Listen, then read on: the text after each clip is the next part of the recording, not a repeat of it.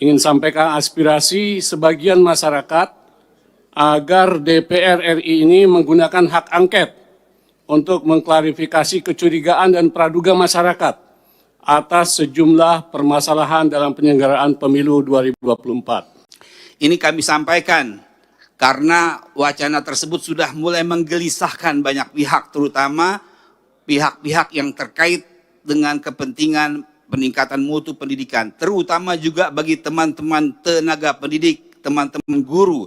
Mereka gelisah, mereka khawatir kemudian dana tersebut tergerus dan akhirnya yang sebahagian dari dana BOS itu dipergunakan untuk menunjang honor mereka, mereka akan mendapatkan atau mengalami kerugian. Kita hanya ingin bahwa demokrasi yang kita lahirkan dengan air mata, berdarah-darah dan bahkan nyawa yang begitu banyak dikorbankan pada tahun 98 tidak berakhir dengan sia-sia.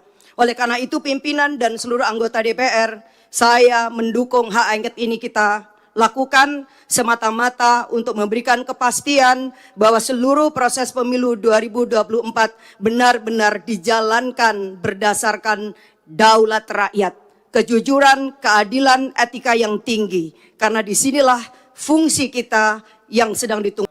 Mohon pemerintah hadir di sini bahwa impor beras sudah dilakukan sedemikian rupa. 2023 2 juta ton. 2024 direncanakan 3 juta ton. Tetapi apa yang terjadi, harga beras di rakyat kita, di masyarakat kita juga tidak turun. Tentunya kita sangat senang ketika kemudian harga beras ini yang harganya mahal ini dinikmati oleh petani. Yang menjadi permasalahan adalah mahalnya harga beras tidak dinikmati oleh petani kita. Di saat yang sama ada rakyat kita yang menjadi kebutuhan beras ini juga mempunyai hak untuk mendapatkan beras yang terjangkau.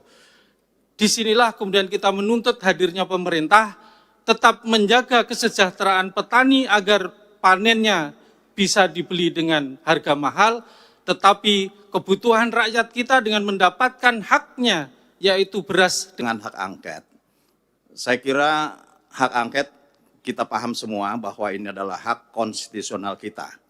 Namun apa sesungguhnya yang akan kita angketkan? Apa yang akan kita dalami? Apa yang akan kita selidiki? Perjelas dulu. Sehingga kemudian tidak serta-merta bahwa menuduh kecurangan, bahkan mendegradasi terhadap hak konstitusional rakyat, hak suara rakyat yang telah dicurahkan di dalam pemilu. Kalau brutalnya brutal di mana gitu.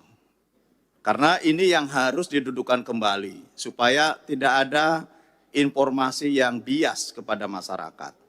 Oleh karenanya saya berpikir bahwa untuk persoalan ini ajukan saja hak angket apa isinya dan tentu itu yang nanti akan kita bahas bersama. Si lapangan elektoral pemilu kemarin, kalangan rohaniwan, kalangan budayawan, kalangan cendekiawan menyerukan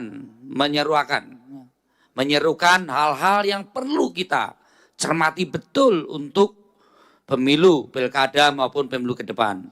Untuk itu pimpinan, kami berharap pimpinan menyikapi dalam hal ini. Mau mengoptimalkan pengawasan fungsi komisi, atau interpelasi, atau angket, ataupun apapun, supaya pemilu ke depan, kualitas pemilu ke depan, itu harus ada hal-hal yang dilakukan dengan koreksi, mengkoreksi aturan-aturan kita, maupun mengoptimalkan pengawasan kita sebagai anggota legislatif yang tidak ada taringnya, yang tidak ada marwahnya di dalam pelaksanaan pemilu kemarin. Ada lebih dari 13 juta petani yang bekerja di sektor ini. Karenanya kalau ini tidak diantisipasi segera, maka ini bisa terjadi gejolak sosial di tengah masyarakat. Nah untuk itu Pak Ketua, menyambung apa yang disampaikan oleh rekan saya tadi Mas Slamet, satu, kita desak kehadiran pemerintah, iya, tetapi harus kita pastikan juga bagaimana bentuk kehadiran mereka. Ya, saya sarankan agar pemerintah ini fokus betul soal beras ini. tunda dulu proyek-proyek yang mercusuar itu, mau selesaikan blok sekian di KN segala macam itu, hentikan dulu.